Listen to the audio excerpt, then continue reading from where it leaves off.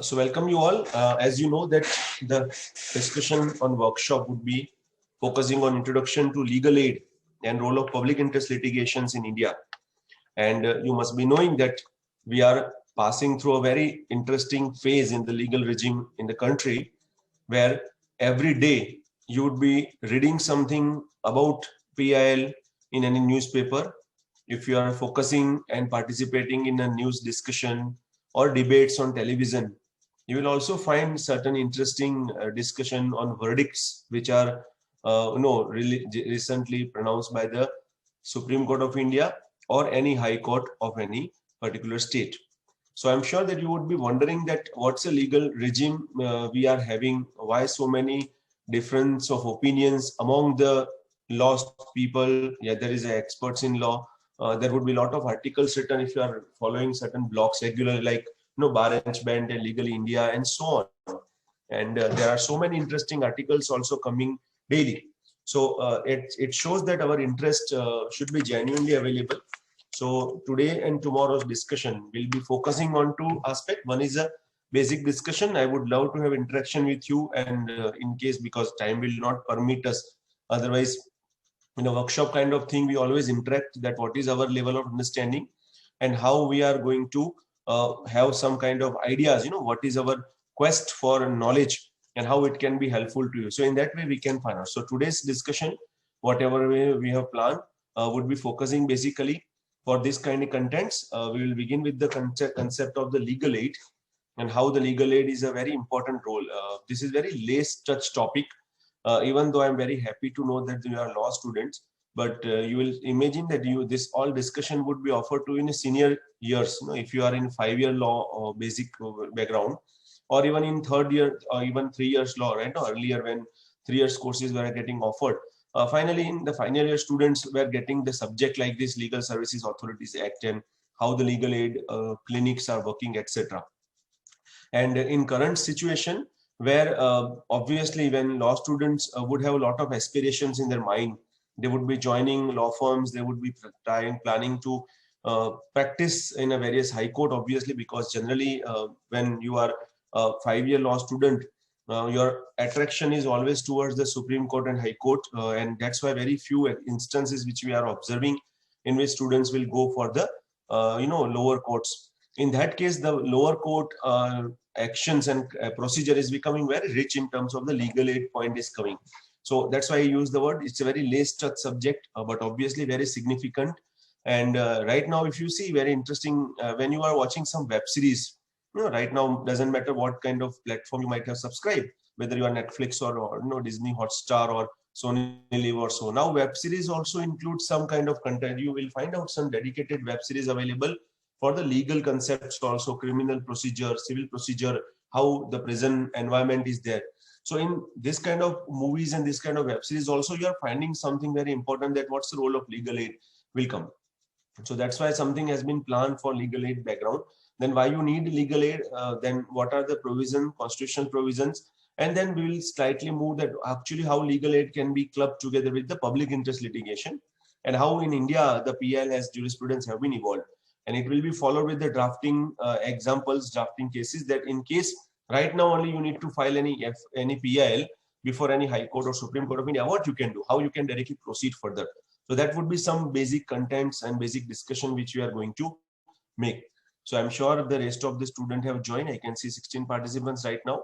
And I could see in chat box, the majority of you have written about the law student, and someone is also from the non-law background. So my discussion primarily will be focusing on a basic aspect, because if you have studied this point, you can always interact, you can always put in chat box, and we will have some time for discussion also at the end of the session. So let us begin the discussion, and obviously feel free to stop me. You can always ask the question in between in case the point is not getting clear. So now, first of all, let us see something on the Indian legal system. We always identify Indian legal system as a very unique legal system of the world. Why I use the word very unique and different? Because you know that we generally follow the common law system, and you must be knowing that civil law system, common law system, this kind of system are available in a different part of the world, where civil law system represent that very strict rule of law, that is particular rule enacted by the parliament, and then there is no requirement of deviation, very strict enforcement you will find out wherever the courts have very limited powers. Obviously, judicial review and this kind of powers would be very limited, not available, or if available in a very limited scope. But when you talk about the common law system in country like India, we have very rich heritage.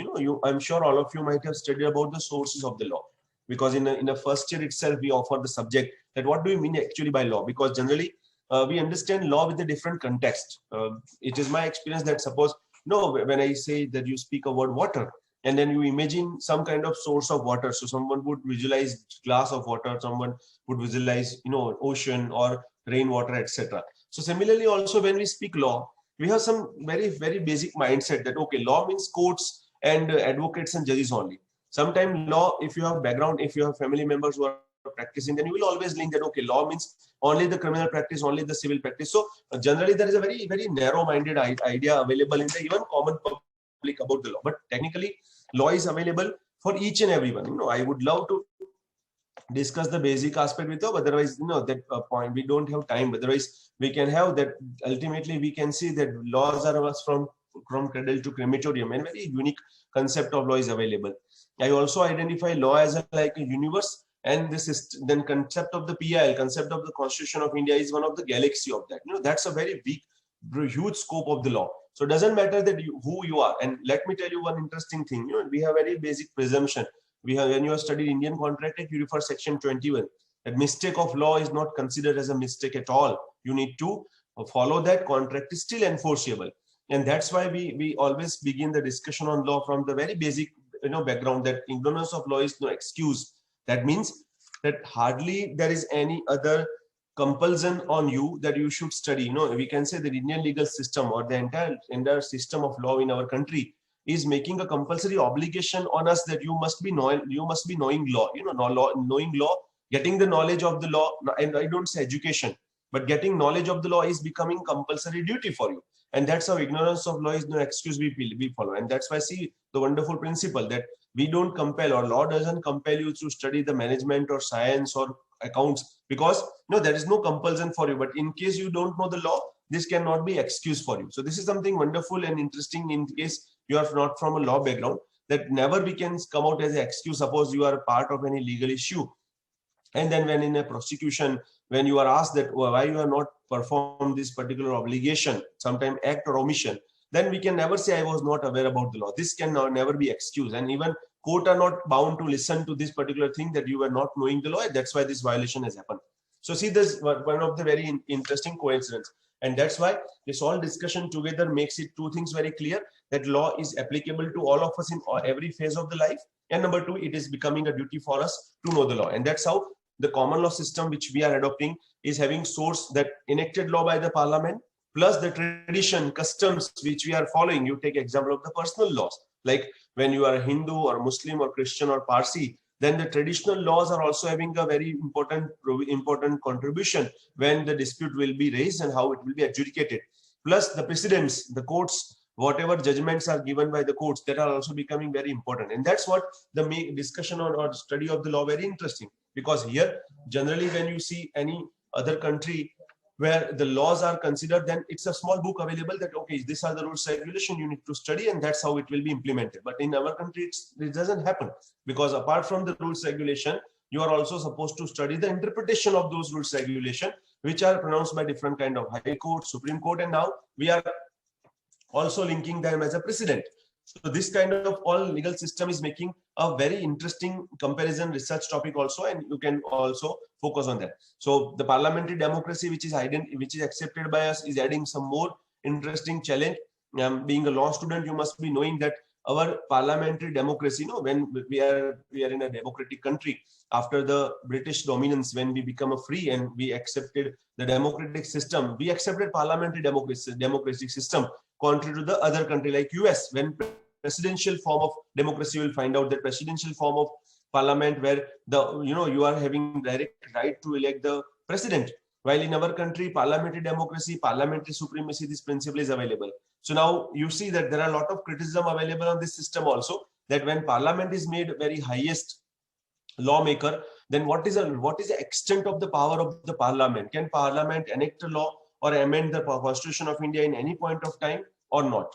And answer is also available in both ways. Finally, Keshwanand Bharti judgment is a very unique one when the basic structure principle got evolved and we learn that no, Parliament's power is not unlimited. It is relating to the basic structure. And but obviously one thing we are accepting, that the way Article 368 got amended and Article 13 got amended, that the constitutional amendment shall not be a law. That means that Article 13 definition of the law, which is including the meaning of law as well as the pre-constitutional and post-constitutional law, and the powers, that what kind of, what will be the right of the state to enact the law, that will not be applicable to the amendment of the Constitution. So that unique kind of discussion, this all things I am discussing with respect of the Constitution of India, which might be discussed with you, and you must be knowing these are the basics of the Indian legal system. But when I talk about the one of the largest democratic country like India, we have to understand that the well-structured legal system is the root of that. And hardly there would be any person who would not agree with that, that if you talk about the democracy, you always visualize certain kind of the very basic condition, that number one, there's a well prescribed the legal system which is giving justice to the people whenever they want, and number two, there are well-informed citizens also. So these are the two sides of a democracy. Number one, a good or well-structured legal system, which is the root. Otherwise you cannot expect democracy. It will be very equal to the monarchy only. And then, even though on the other side, when citizens should also be aware, citizens should also be well informed.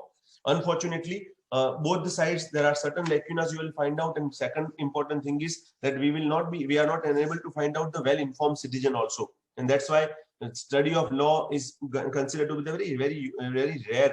And that's how a lot of legal questions are availing. But before we'll bring the discussion on the legal aid, we must be knowing that criminal and civil legal system about justice delivery system is available.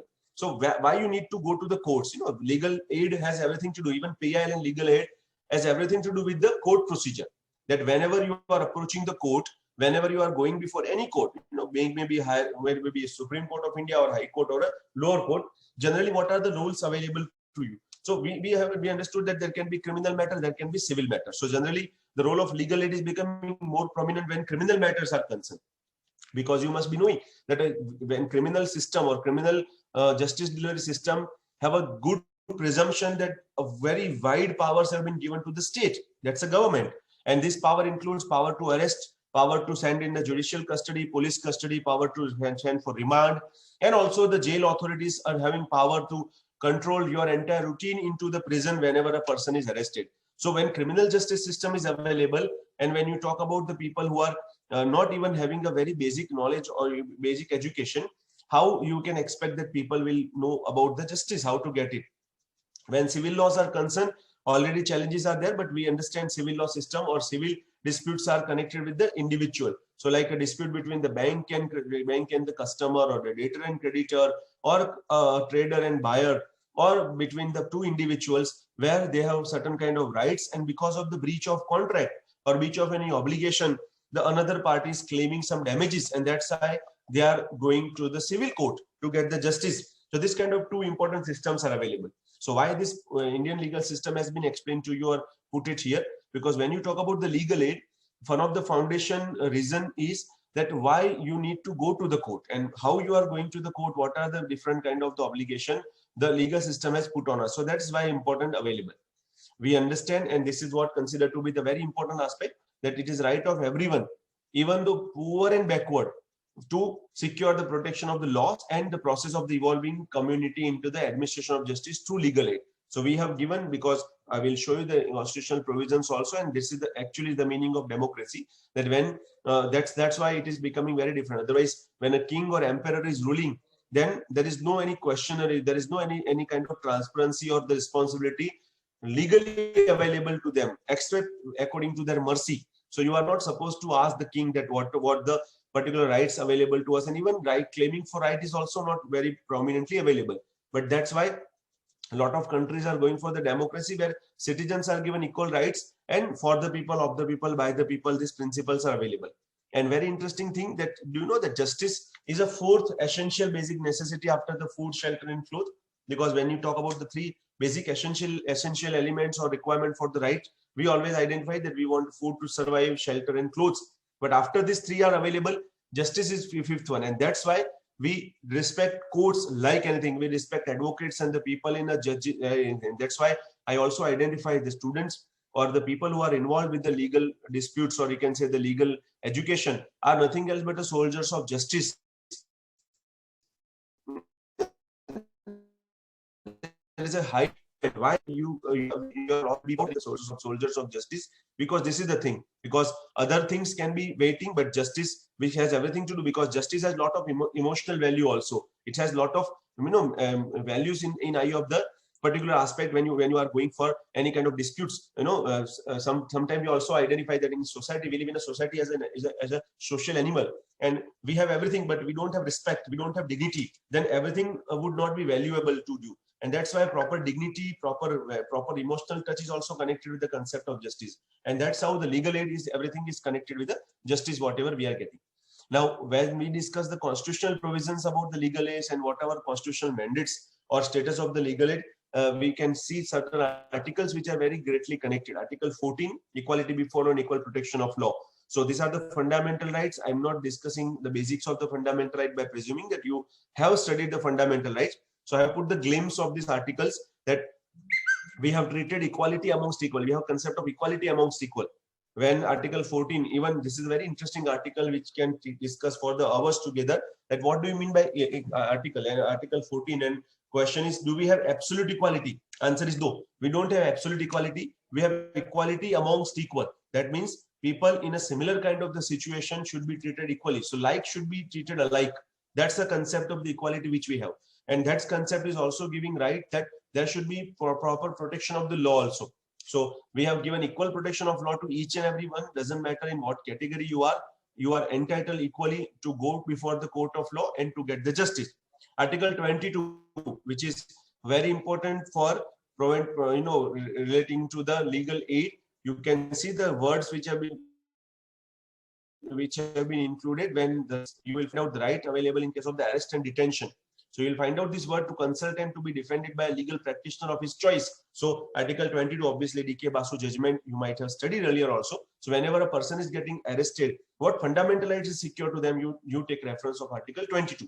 So when a person is arrested, he has been given a right that you can always ask legal practitioners of your choice, that you can call them, and in his presence only you can always expect that all legal proceedings should take place so that your rights cannot be violated. Then going to the directive principles of the state policy, Article 41 is also very interesting, which is making an obligation of the state to make effective provisions for securing right to public assistance. So provisions should be made. It's again obligatory, and I'm sure all of you must be knowing that the difference between fundamental right and directive principles, then when one is enforceable in court of law, you can go before the court and you can definitely claim that this right have been violated, and courts are under obligation to protect your fundamental rights, because even right to go to the highest court, that's a Supreme Court of India, is itself a fundamental right. There's Article 32 of Indian Constitution, and that's why fundamental right will be enforced, but at the same time the directive principles of the state policy are not directly enforceable. You read Article 36 and 37 of directive principle of the Indian Constitution, which will make it clear that it will not be enforceable. However, it will be very important when the policy will be made with respect of the particular state. So we understand state with the government. So government is under obligation that proper assistance in case of the law is required to be available. And Article 46 state to make efforts to promote with special care the economic interest of the weaker section of the community, and in particular SC/ST, and shall protect them from the social injustice and all form of the discrimination or exploitation. So these 4 articles are very importantly, you read the meaning of them, and then it is becoming very clear that in any case, the citizen of the country who have selected the government and obviously elected the government and selected the government are not on the mercy of the legal private individuals or the system of law. Rather than it will be a duty on the elected government that they should make certain kind of the environment so that people will get the particular legal aid properly.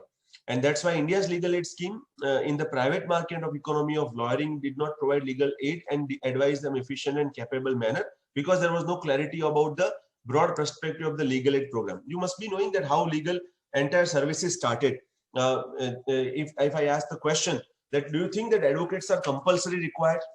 If I ask you, that do you think that advocates are compulsory required when you want to get the justice? Answer is no. Please keep in mind, this is very interesting, that our law are not making it obligatory that you must go to advocate. That's not available. Then we ask the question, why advocates are there? You see, the Advocates Act 1961 is a very unique piece of legislation.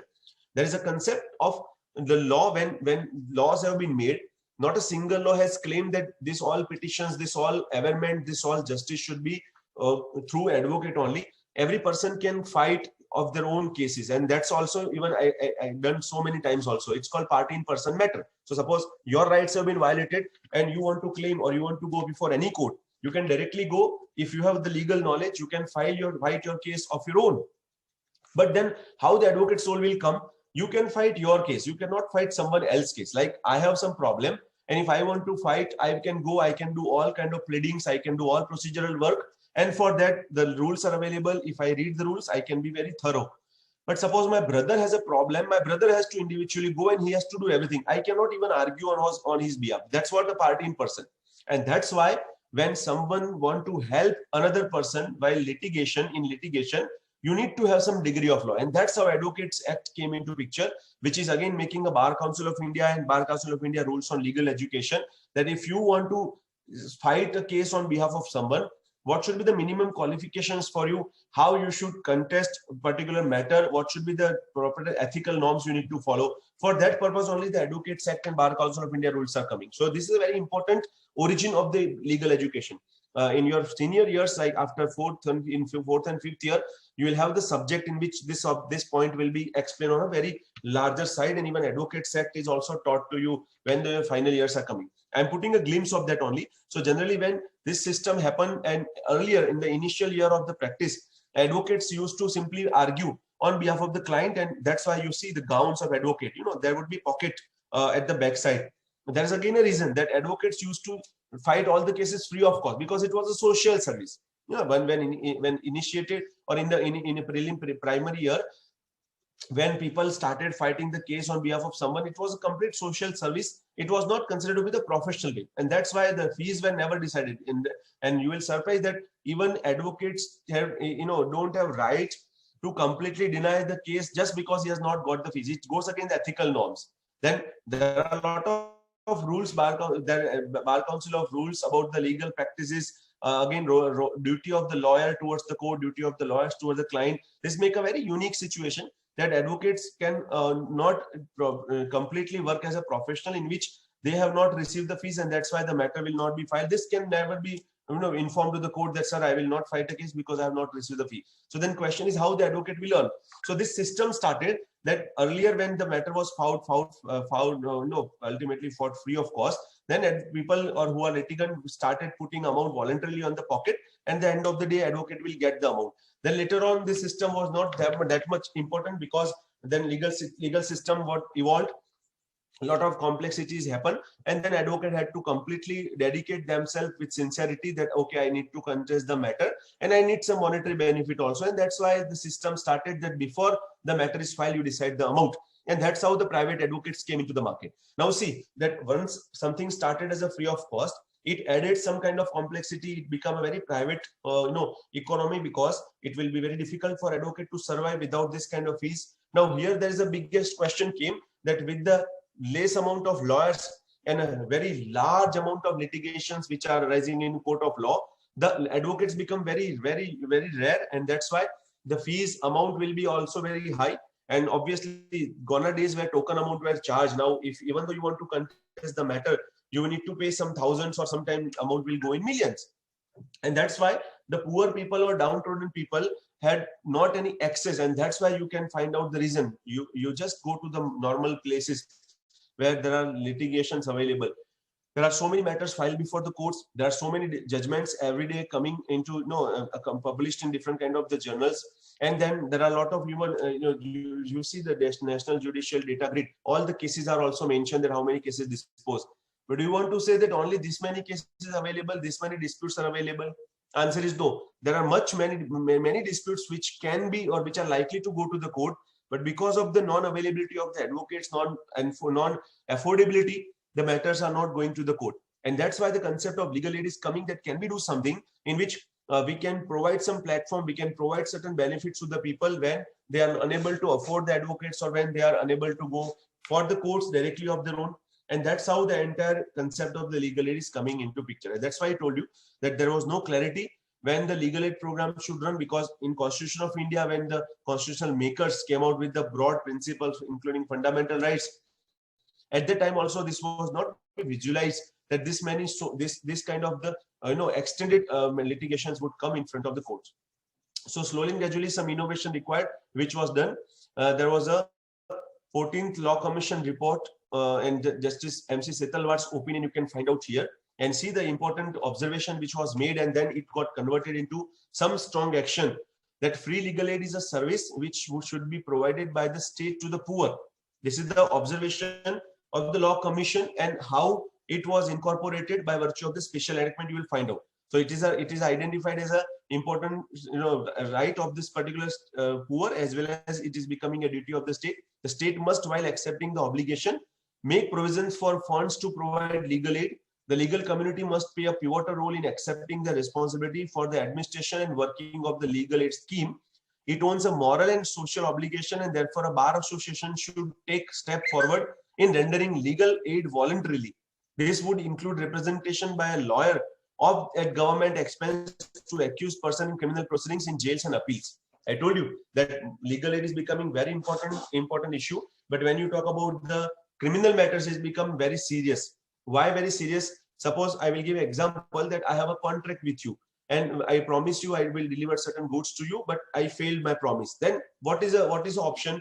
It's not automatically a crime. You will not file a FIR against me, but yes, you will select to go to issue the notice first, and then you will select that, okay, I will bring the matter to the civil court, and then we will fight. Now here also there is a lot of area of issue of the compromise. Like you can always come out that, see, if I will go to court, the court will call you, summons will be served, I need to hire advocate, and then it will be a very shameful for me in a society also, that okay, this is the such kind of trader who don't promise, keep the promises. So in case of the civil contractual obligation, there is a kind of the pressure of the society of the particular tradition also.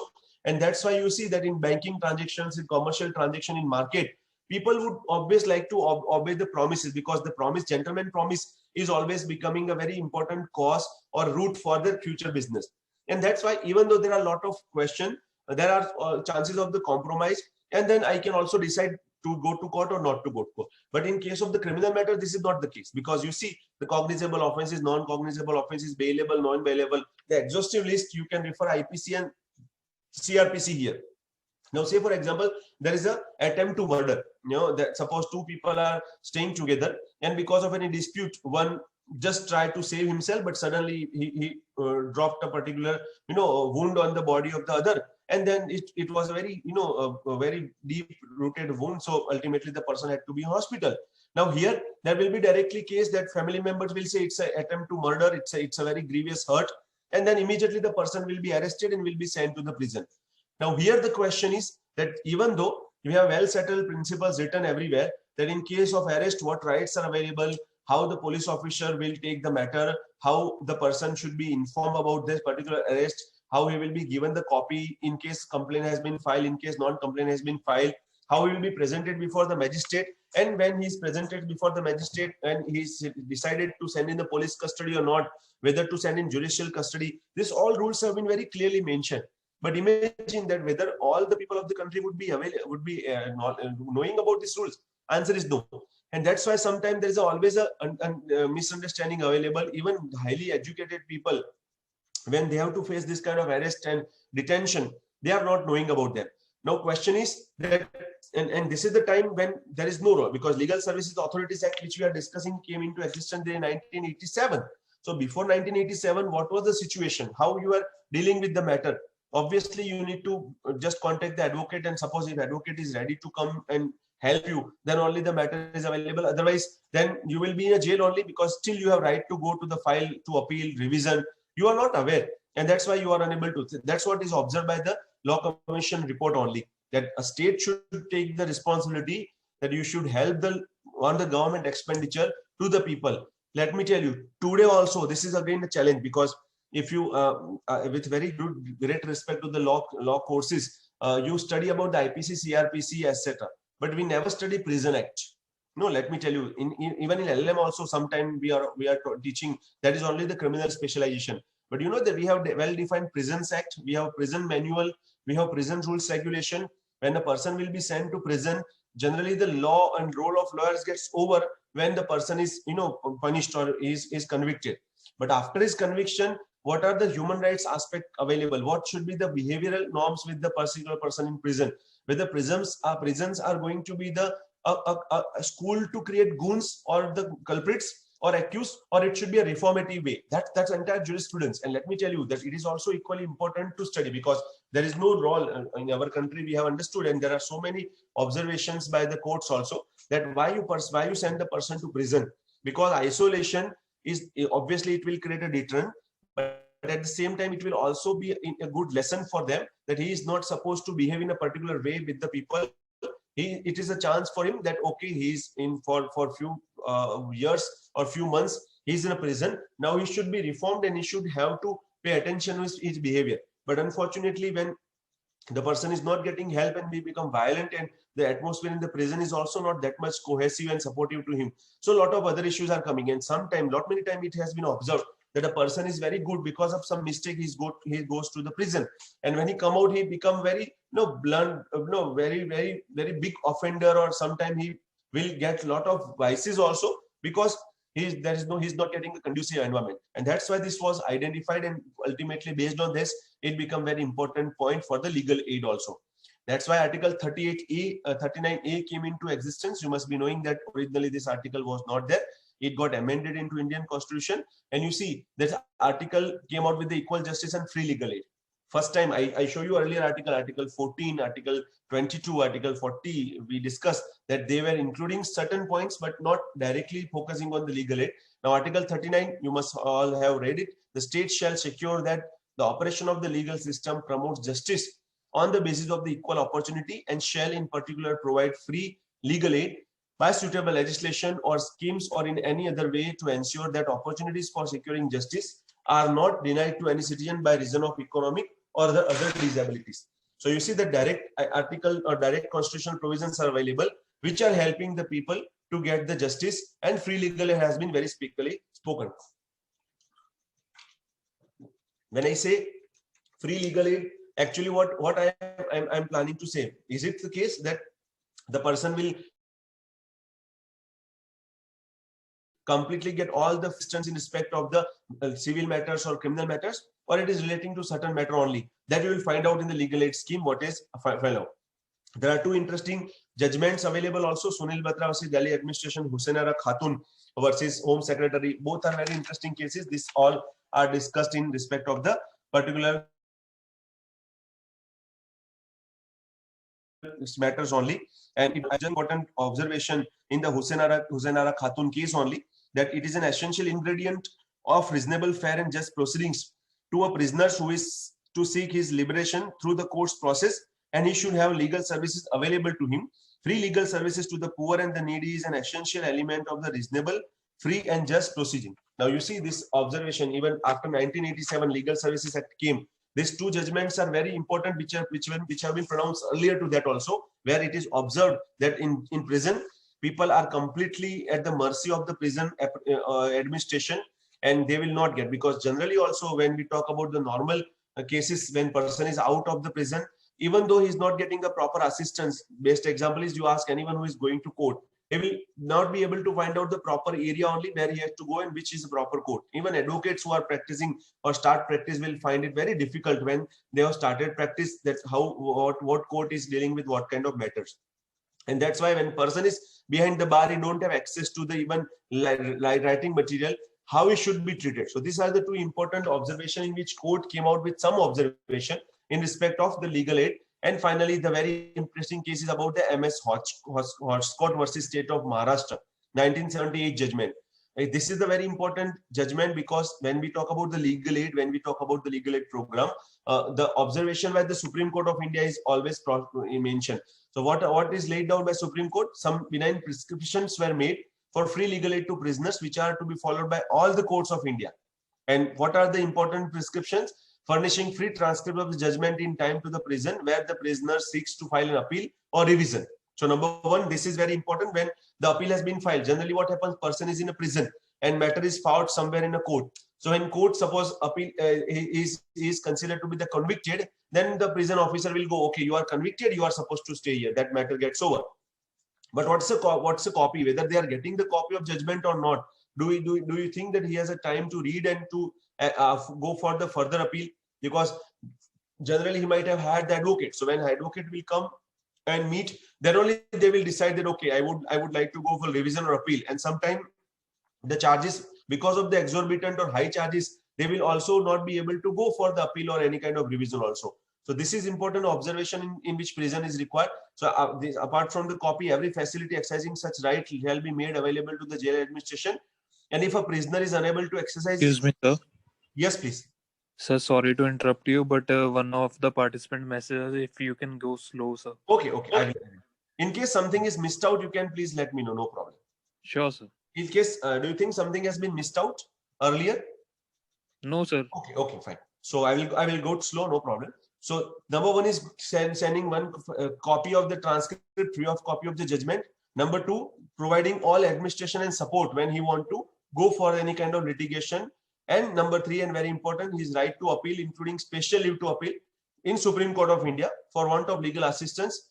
And there is an implicit in the court under the Article 142, read with Article 21 and 39A, the power to assign counsel to the prisoners provided he does not object lawyer named by the court. So these are the important observations made before the Legal Services Authorities Act only. So I'm just trying to put in front of you that how the legal aid concept came and why it is very much important and why it is very much relevant. So MS Hoskote case, this all case details, in case you want case commentary, I will also forward to you. You can have a look to that. So finally, after this all long battle about the people, we came out with the Legal Services Authorities Act. We are not reading or discussing entire act in detail because it's a very small legislation, but whatever important provisions of that I would like to highlight, and we'll jump to the public interest litigation, which is very important practical topic for today. So this act came with effect from 1995, and it was basically enacted to constitute the Legal Services Authority to provide free and competent legal services to the weaker section of the society. So to ensure that the objectives laid out in preamble to provide justice, that is social, economical, and political, are achieved. And the economic disability with prevent section of the society to attain justice should not happen. So finally, based on this all discussion, I told that from the Indian Constitution enactment after the 1950, even at the time of the British government, there were so many problems that whether a person who is Indian and is arrested, whether he will get advocate or not. And that's what happened with the freedom fighter also. You might have seen that so many freedom fighters, when they were in a jail, those who learned the law and then went for appeal and then finally came out from the court. Otherwise, rest of them who were not able to understand, they have to stay only, and that's what ultimately should not happen. So finally, what this law says, that finally, in order to give justice, all the people should be given free and competent legal services. So these are the provisions which we are available. So basically, under this particular thing, what is happening, that with the object of providing free legal aid, by resolution on 26 September 1980, there was a committee on implementing legal aid scheme under the chairmanship of Mr. Justice P.N. Bhagwati came into existence, and they monitored the implement legal aid program with a uniform basis of the all state and union territory. So after this, Legal Services Authorities Act, the special committee started identifying, and finally you will see this kind of different committees are available. Various authorities are enacted under this Legal Service Authorities Act. So there is a National Legal Service Authority under Section 3, with the ultimately having the 12 members who are available at the central level, and then they will take care about the entire nation. Then in all states, separate Legal Services Authority under Section 6. Then in district, Legal Service Authority under Section 9. Apart from that, the Legal Services Committee. So Supreme Court Legal Services Committee, High Court Legal Services Committee, and Taluka Legal Services Committee. In short, what these called committees are do, because I'm sure that you will not be interested to see, because these are very common, and you can read Section 396 how it is coming into existence. But this all authorities are doing that. First of all, they will identify the criteria, because when there are millions of litigants in our country, it's not possible to give free services to all of them.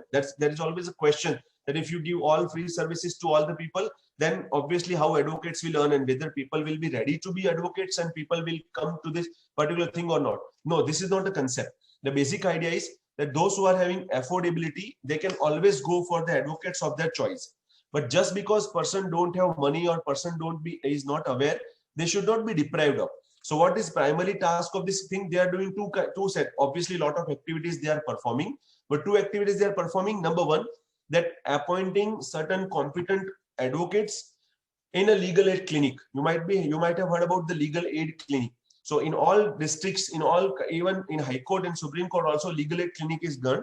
Now, charitable. Suppose I am a very good advocate and I am charging a good exorbitant amount from my client, but at the same time, I am also interested for charity. That okay, I would ready to fight 5 cases free of cost. I don't want money from the people, because if a person is in prison and just because he don't get advocate to file a bail application, he's in a bail. This is absolutely a irony.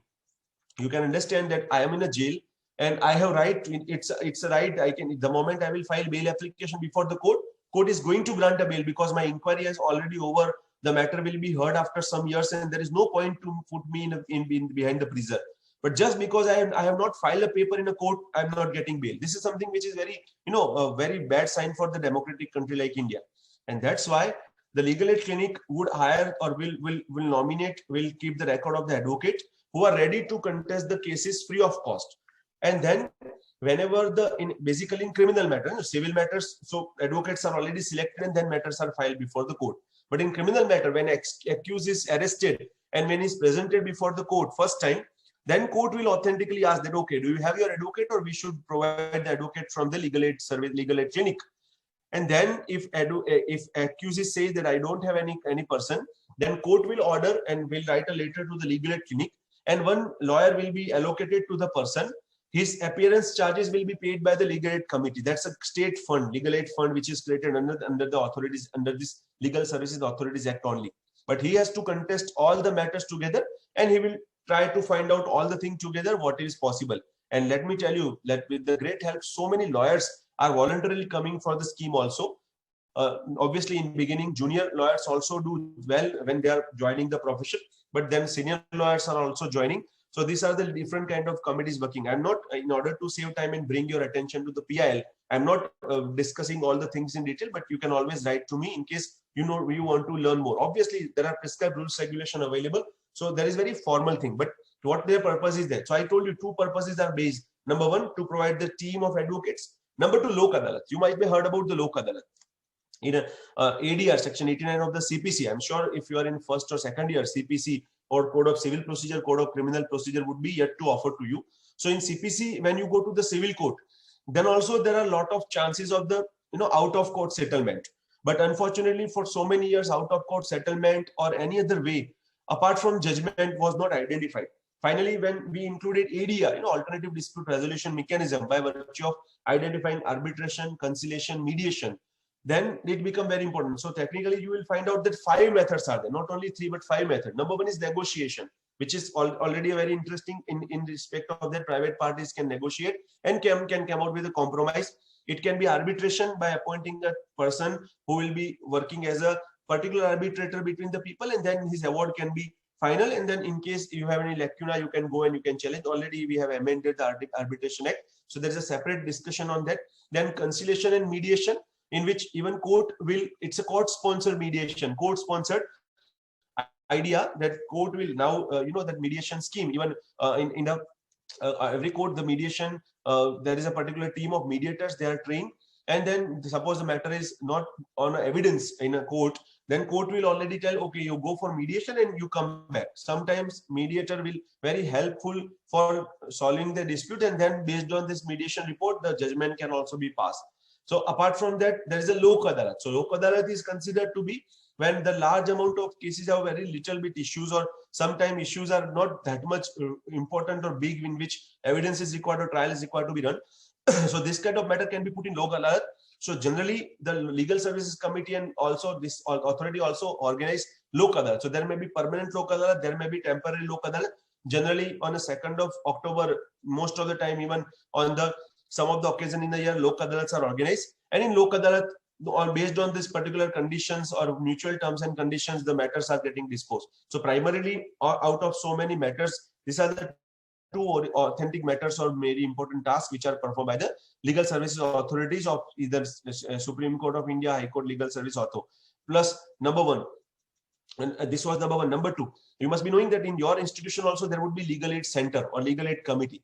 So what we do that in even in GNLU also, I am a convener of the legal services committee. So under section 4K, out of this all section 4K, so National Legal Services Authority also help to have a legal aid clinic. So what we are doing that, in Gujarat, basically, when you see that all the law institutions, they will be led by the faculty of law, and then they will have some good students team, and then they will run a legal aid clinic. So what this legal aid clinic will do, that they will go to the jail, they will go to certain kind of places like village, and then the legal aid camps or awareness will be there, so that if the people want justice, but just because they are unable to hire advocate, and just because they don't know the proper procedure, they should not be deprived of that. And let me tell you that this kind of clinics are also doing very well right now. So many institutions have started a permanent legal aid clinic in a prison also.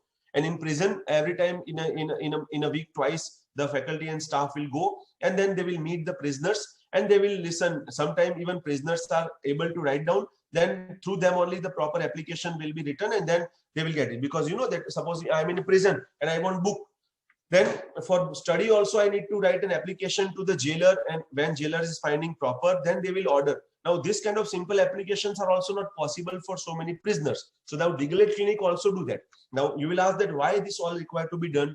I told you that rendering justice is considered to be the one of the most important element, and you will feel in future that when you are actually becoming a lawyer and you are helping someone to get justice, their eyes and their behavior, their gestures and their obligation is so great. That's a fantastic feeling which you can never get from any other charitable work in a year. I'll tell you, you might be donating lakhs of rupees to the person for any other charitable purpose, but becoming an advocate for a client, and then when you are getting the order for him, which is a justice for him, is something great feeling. And that's why this all thing is also taught to the law students. That doesn't matter, you can be advocate and there would be clients who will pay you more, but there would be always a gap for the people who are unable to get the justice, and you can do that. So these kind of activities are actually work under this particular thing. These are the criteria for legal services, section 12. I will quickly tell you, I will not discuss in detail, it will take a lot of time.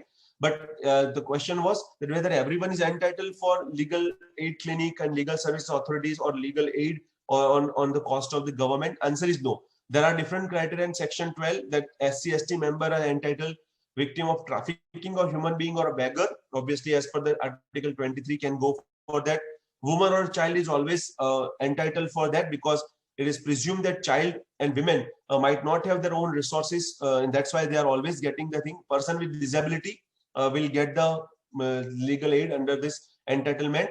A person who is because of the circumstances is a victim of the mass disaster, ethnic violence, or any caste atrocity, flood, means people who don't have the good a particular facility or infrastructure or any resources, they would be available. Industrial workman is always presumed to have a very lesser bargaining power, means they don't have resources. In a custody, including custody in a protective home. So if a person is in custody in a prison, whether it's a police custody or judicial custody, is always entitled. He can write a letter, I want legal aid, and then lawyers will be available to them. And finally, there is another criteria that if a person is having annual income.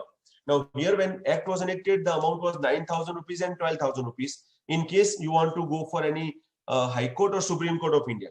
But recently the amount has been added by virtue of the rule. So 50,000 and 1 lakh rupees, the amount has been decided. This amount is always vary, because the person whose annual income is less than certain threshold, then that person, by providing certain proof that he is not earning much, can also go and claim for the legal services. So these are the important point of the legal aid. Concluding the discussion on legal aid, the right to justice is everyone's fundamental right.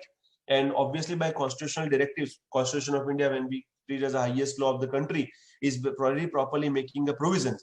And that's why, along with the Constitution of India, Article 39A, there is a directive principles of the state policy. The Legal Services Authorities Act has been included. And I will urge you that all of you can also study about a lot on this and can always help the person to get the legal aid. Now coming to the role of public interest lawyering and public interest litigation.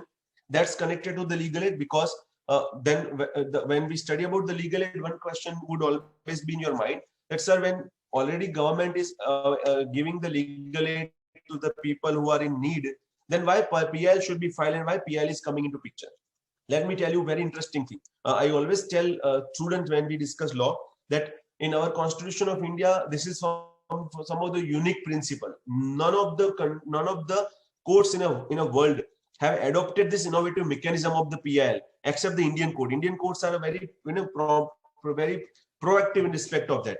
Reason being that the powers which are available to the Indian court judges are far more better and superior than any other judges of the world, because we have the principle, you read article 141 to 145, 144, that the judgment of the Supreme Court shall be binding to all the courts. Obviously, provision of the judicial activism, judicial review. You might have seen that the lawmaking, even when we discuss the judicial activism, I will explain the word later on in case you have not heard about this, that when the matter is very much important, like Vishakha case, where the sexual harassment of the workplace, of the women at the workplace is becoming a very important concern. And then the judgment of the Supreme Court of India is considered as a guidelines till the time year 2013 when the law was passed. The POSH Act is right now very popular. Similarly, one of the observation I already saw you in MH Hoscourt case, where the in prison manual is also not speaking very actively, apart from just providing facilities that what legal assistance should be provided.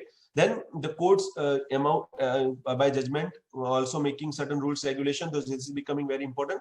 So now the rule of public interest litigation is very much important. So let's have a look to this particular thing. It is also identified as a special action litigation, general interest litigation, or social interest litigation also. Now, I'm sure all of you might have heard about the public interest litigation. It is also considered to be one of the important aspects of the legal aid. How? I will tell you.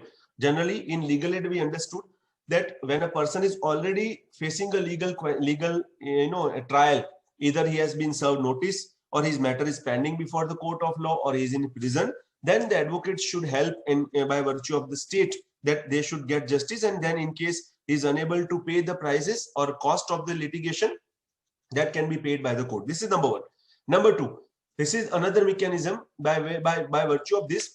You don't need to even consult a person who is actually facing a problem, but you are identifying certain issues or certain problems which are connected to the general public at large. And then on behalf of this all general public, being a public spirited person, you are going to the court and proactively telling court to take a cognizance, and then the lot of interesting observations can come out from the court. This is very interesting concept of the public interest litigation. That's why it is clubbed with the legal aid. I'm sure you're getting the point that generally in legal aid, you are actually approaching the person who has already faced the trial, legal action. But can you do something which is before the legal action has been faced? Yes, by virtue of the public interest litigation, it is. And that's why this all name have been identified. A situation of the PL India is very unique one. Right now, why I use the word unique? Because the decade, starting from the 80s and 90s and 2000, this last 40 years have been very interesting development for public interest litigation. But recently, the way public interest litigation started to be misused, and then a lot of different allegations were also filed that under the guise of the public dispute, the private disputes are getting satisfied. Then there are certain breaks, checks and balances are also available. So now even Supreme Court and different high courts have also taken cognizance, and then they have made certain rules that what should be done in respect of the public interest litigation. We'll see all the things one by one. And that's why the social activists or the people who have the larger interest or larger concern, they are always fighting for the people downtrodden, who are even RTA activists also, that there is a great connection between right to information and public interest litigation also. So generally after 2005, when PILs were filed in a court of law, there was always a doubt that whether court will entertain the PIL or not, and whether court will ask what's a particular proof of the averments made in the litigation. And then RTI applications are becoming very important, by which a first discussion, or you can say the records are getting collected, and then they are put in a very systematic way for interpretation of the court, that this is a need, how court can help. So these are the important issues which I have brought into your notice.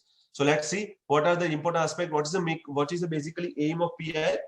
Making law and justice accessible to the poor and the underprivileged people. who are unable to apply themselves for the court for relief. I told you that's the same thing about the legal aid we have discussed earlier also. So in previous thing, after the person has faced the problem, you are helping them. Number two, here in this thing, that person is not even imagining or thinking in advance that I should go to the court or not. In this case, you are helping. There can be plethora of example. I will give example of the Ahmedabad only. That in the year 2010-11 exactly, there is an area in Ahmedabad which is called GIDC, in GIDC area. So next to GIDC area, the lot of people are available in slum. So one fine morning, it was observed that from these pipes, underground pipes, a red color water is coming on the surface. An entire area was covered with this red color water. People had to literally walk from this particular water, and this remained for 4 or 5 days. And then one newspaper, there is a famous newspaper, Sandesh, came out with a report on the second page that with the photograph that see this person's, the feet were completely, skin was completely removed, and he has the very burning sensation. And this was not the case of one person, but some 100 people were living in the slum area, and all of them faced the difficulty. And on the very same day, when morning one newspaper came out with this report, afternoon the High Court of Gujarat called the particular commissioner, municipal commissioner, and then he immediately asked the reply that what is this, and why these people should face the problem, what you have done. And immediately the suo motu actions were taken, that now we are directing you that you immediately get the rid of this, because life of health and life of the person is far more better than any other requirement. So this kind of instances are available. So this example I have shared because here the people who were in slum area were struggling to get even 2-time food, might not have imagined that even High Court will also help us directly and expeditiously work. And surprisingly, within 3 days, the matter was completely dispute resolved, because there was some kind of some effluent was released, and that effluent mixed with that, immediately the person whose factory was there was penalized, and then the matter was completely taken care. So this is the very basic aspect of the PL. So now here in this case, the suo motu action took place. I'm sure you must be knowing what is suo motu. A court can also take of its own notion, or notice. Generally, a person has to go to the court to file a complaint, either in form of the civil matter, criminal matter. Question is whether court can directly take action even without there is no complainant. Answer is yes. There is a provision suo motu action. So this action was taken by High Court. Obviously, inherent power of the court were used here. So here in this case, if High Court has not taken suo motu action, I can go and I can file a case by citing proper examples and proper reports that this is what happening, and this is connected with the rights and liberty of the person, and then I can go. So this is what considered to be the public interest litigation concept. So basically, again, it is connected with the legal aid. A legal action is also initiated in the court of law for the enforcement of the public interest or general interest, in which the public or a class of community have particular interest by which their legal rights or liabilities are getting affected. So this is considered to be the public interest or larger interest, where the rights are getting affected. And this is not one example of the environment pollution. I will share one very good article with you, in which the only environment is not a concern, about health, about water, about even medicines, about electricity, about when livelihood is also taken away. All these matters are connected to the matter to be general interest. And in all these kind of matters, even the applications have been accepted and actions have been taken based on by the court of law when this all questions came. So this all is because of this public interest litigation. There is a concept of locus standi. I'm sure you might have heard. What is a locus standi? It's a traditional concept on which courts are functioning. Not only court, but all law principle or law institutions are working. I already told you that in case you have any trouble, you have to go to court. I suppose my rights have been violated by my neighbor, then I have to go and I have to show that why I am coming before the court. Means applicant should have to prove that he is greatly connected with the dispute, and by this particular dispute his rights are getting violated, and based on the rights which is claiming that what rights he is available or he is entitled, then court can help. So petition can be filed by only the person who is affected, and this remedies which is asked must be connected to the fundamental right, and the remedy must be sought through the appropriate proceeding. These are the two important aspects. So if I say my fundamental right is violated or my legal right is violated, I have to show my bona fide. This is the concept of the locus standi. Now this is a very important concept, and it should be there, because what is the relevance of this concept? That if the locus standi concept is not there, then people who are actually not affected will go to the court. And that's why court will get over flooded with so many petitions, which are, you can say, like on behalf of someone petition have been filed. There's no genuine petition filed by the person. And that's why, what are the drawbacks of the locus standi? Due to poverty, illiteracy, ignorance, social and economical disadvantages, many people cannot afford to go to litigation, and there is no awareness of the fundamental right, there is no awareness about the court proceedings.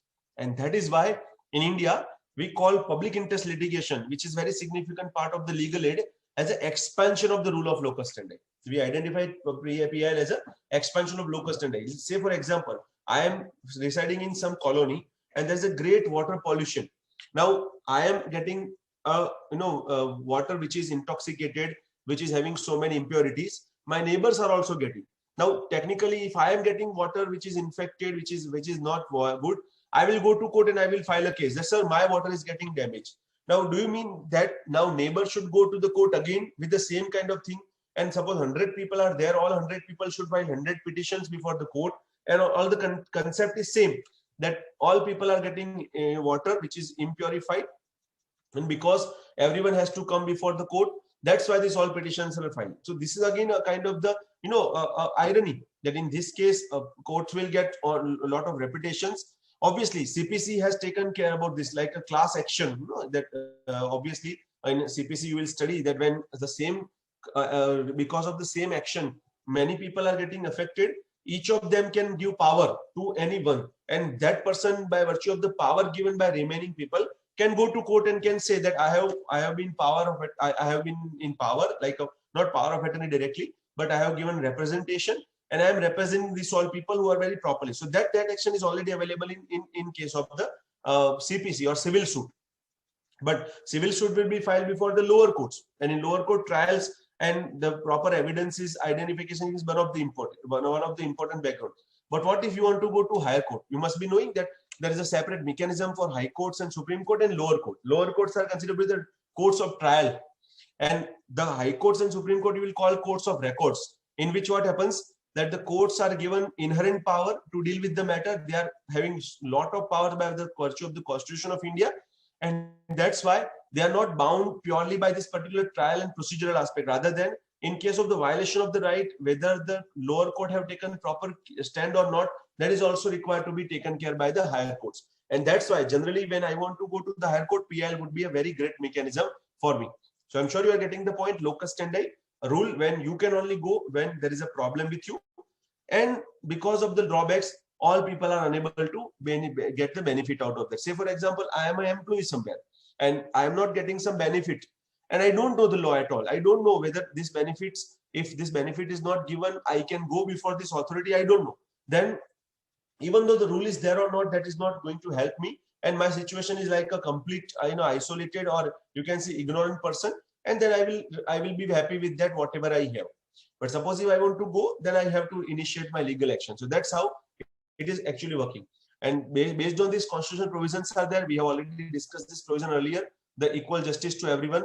So PIL and legal aid both are connected, that whenever any disputes is arising, or whenever any action is supposed to be taken, the state will help everyone equally with respect of the procedural, with respect of the justice, and it will deliver Article 39A, which we have just taken it. I just have highlighted some of the portion, that whenever state shall secure that the operation of the legal system promote justice on equal opportunity, and shall be particular provide free legal aid, suitable legislations or scheme in any other way for economic or disability. So these two articles are again coming into picture when PILs are identified. I already gave example of the Justice Bhagwati, who came out with this judgment in MH Hoskote case. Now you see, there is also important. Justice P.N. Bhagwati is considered to be the very revolutionary judge when the public interest litigation jurisprudence have been developed. I tell you that before this legal aid act, or you can say legal aid clinics, Justice Bhagwati and Justice Justice Krishna Iyer came later on, when he also disposed a lot of matters relating to public interest litigation. But MC Mehta is a very popular name among the lawyer also. And you might have studied or not. You can also study that MC Mehta and Justice P.N. Bhagwati have a lot of contribution when environmental issues are also treated as a public interest litigation, and then when it went to the court, like very famous case like a Kanpur Tanneries case, or Ganga water pollution case, or Taj trapezium case, or in Tamil Nadu when firecracker was made by the children, an advocate himself filed a case on behalf of them that, sir, this is the situation where the life of the children is always at a risk. When they are making firecrackers, they are going to face a lot of problems in future. Skin disease and this kind of the dangerous substance can go into body. Court should take a cognizance, and this is petition I am filing on behalf of them, because all of them cannot join me. Please do the justice. Same happened with the Taj trapezium, same happened with the water pollution also, and environmental pollution also. And then when Justice Bhagwati accepted this is why I told you that this is a unique mechanism, because generally in all the part of the world, the court and justice system is entertaining the case from the affected person only. But I have identified that when Justice Bhagwati accepted the petition by a person who is actually not facing the problem, but is willing to fight a person as a public spirited person, while delivering judgment, this is observation which is very interesting, and I thought you should also pay attention to that. The justice has to play a vital and important role, not only in preventing and remedying abuse and misuse of the power, but also in eliminating and exploiting injustice. For this purpose, it is necessary to make a procedural innovations in order to meet the challenges posed by the role of an active and committed judiciary. I'll tell you what's the reason behind that. Say, for example, I am a very powerful person, and it's again another presumption. Power corrupts and absolute power corrupts absolutely. It's very popular when you are a law student. This word is very important. Power corrupts and absolute power corrupts absolutely. When I am a very powerful person, I may be a public servant, I may be a minister, and I know that I have this many wide powers to make some arrangement for this XYZ matters. And I know that if I will behave in this particular way, some people's right will get violated. But I know that these people are so poor and they're so ignored that none of them will bother to go to court, because I have to operate from the court only. That court can pass an order which will stop my power.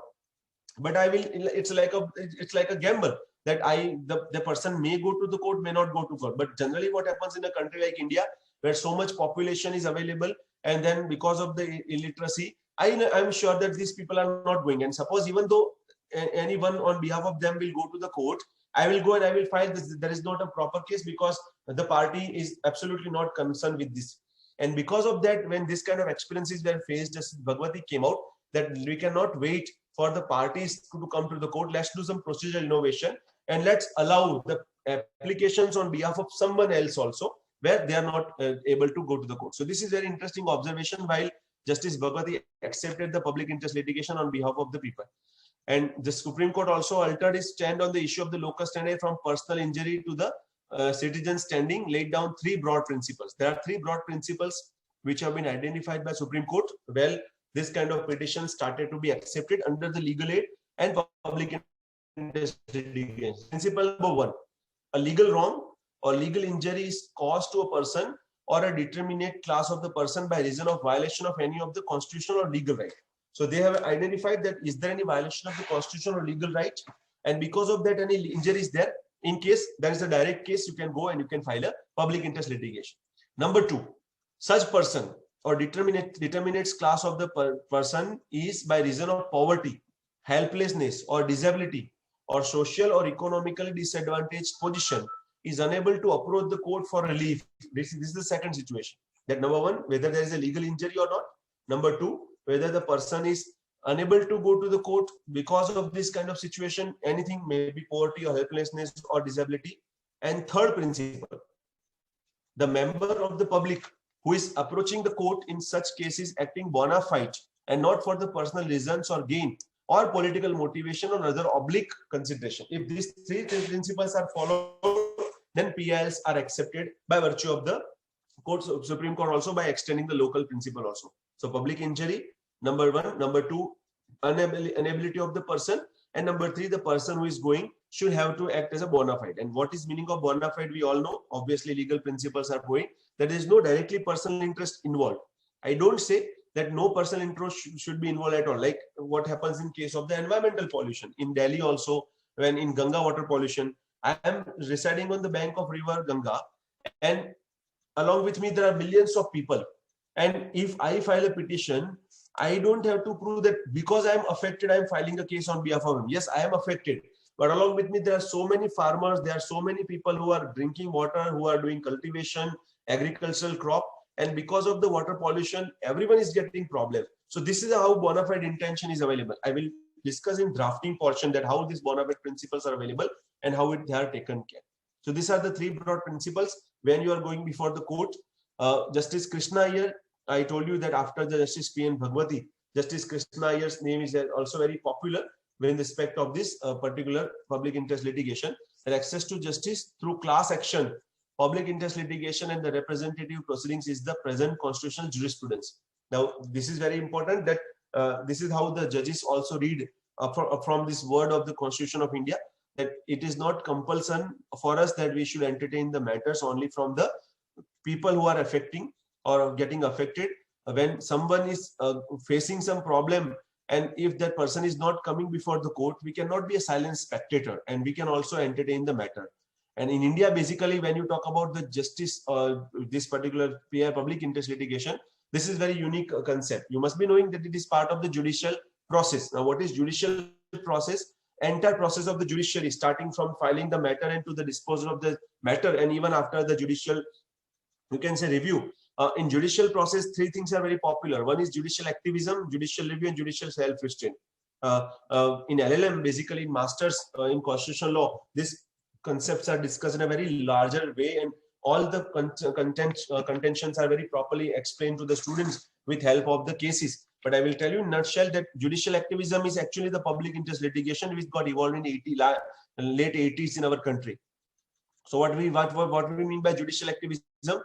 When there is no law, or when there is law but there is an inaction on the government bodies to implement the law, then judges will not be a silent spectator. By virtue of the inherent power, they would accept the petition, and then they will pass an order which will actually render the justice to the people. And we have already identified the judiciary, we identify as a guardian of the Indian Constitution and a kind of the protector of the constitutional democracy.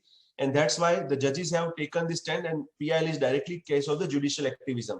I also tell, you might have heard, I gave reference of the POSH Act, Prevention of the Sexual Harassment of the Women at the Workplace Act.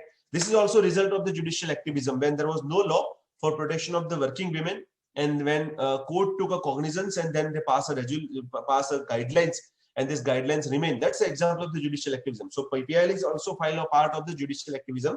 But I don't say it's only judicial activism, it is also judicial review. Judicial review means what? The power of the court to review whatever done. Generally, you will not find a judicial parliamentary review or the administrative review, because we know that the three organs of the government, legislature, executive, and judiciary. So power of the review is given to judiciary only. There is no, and judicial power are also not limited to judicial review of the judicial action. It is also extending to the judicial review of the parliamentary action, like the law passed by the parliament, you also challenge. Like recently the farm bills, when the agitation took place and when it was opposed to the people, then some people also suggested that let us go to the court and let court take a cognizance of that. That's why you want to challenge the law before the court of law, because you have faith that judges are the interpreter, and they will find out that whether law which is made by the parliament is according to the constitutional particular mandates or not. So this power is called as judicial review. And third is judicial self-restraint. What is judicial self-restraint? Yes, judiciary has very wide power, but every time you will not find that favorable orders are available. Like what happens recently, just 2 days back, you might have read that judges denied that we will not take action. Like in Delhi, what happened? That on 26th of January, then when violence took place, and when the Bharat Bandh, on 6th of today also, I think there is a Bharat Chakka Jam is when it had. So when the violence took place, Delhi police Jawans got a lot of Jawans got injured, and a lot of violence took place. Then matter was also filed before the court, and you see that yesterday only the court disposed that we will not take a cognizance, let government take action, because we have to trust on government. Because one matter was also filed before the Supreme Court, that they should tell that the road should not be blocked and police should not be completely stopping us. In that case, judiciary denied that we will not put ourselves into that, let government take action, and in case there is something required, we will do something. Otherwise, right now, don't come to us. So yesterday only one petition has been disposed by the court. So this is the broad concept of the judicial review, and most important thing is coming, that this particular thing or judicial process is available. So judicial activism is connected with the particular public interest litigation. So the concept of PIL, I told you in 1980, for weaker section of the society, for poor people, ignorant and illiterate people, it was identified. So obviously Justice Bhagwati, Justice Krishna, your name is very popular. So Justice Ayers, I told you this was the very good observation. There is a Fertilizers Kamgar Union versus Union of India. When the matter was brought to the court about the again pollution matter, and court came out with this particular very interesting observation that law should not be a closed shop, else the system may crumble under the burden of its own insensitivity. So opening the door of the court for the people who are in need and who are actually required to get some kind of the favorable orders, then this kind of public interest litigations are accepted by the court of law. So this is an interesting observation of that.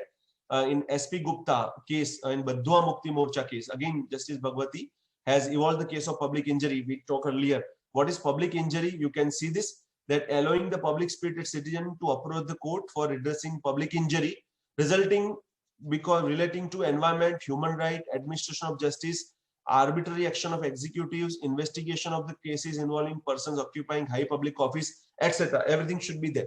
So when I use the word public interest litigation, I don't say that only environmental cases are going. Like Olga Telly's case about the when action was taken by the municipal commissioner that all people or hawkers are completely removed. Then also this matter was heard that, oh no, wait, let us ask that what you have done for the livelihood. Similarly, matter right to privacy, right? When about the privacy rights are getting invaded, then a lot of people when getting affected. You might have seen that recently PL has also filed about the WhatsApp privacy policy also.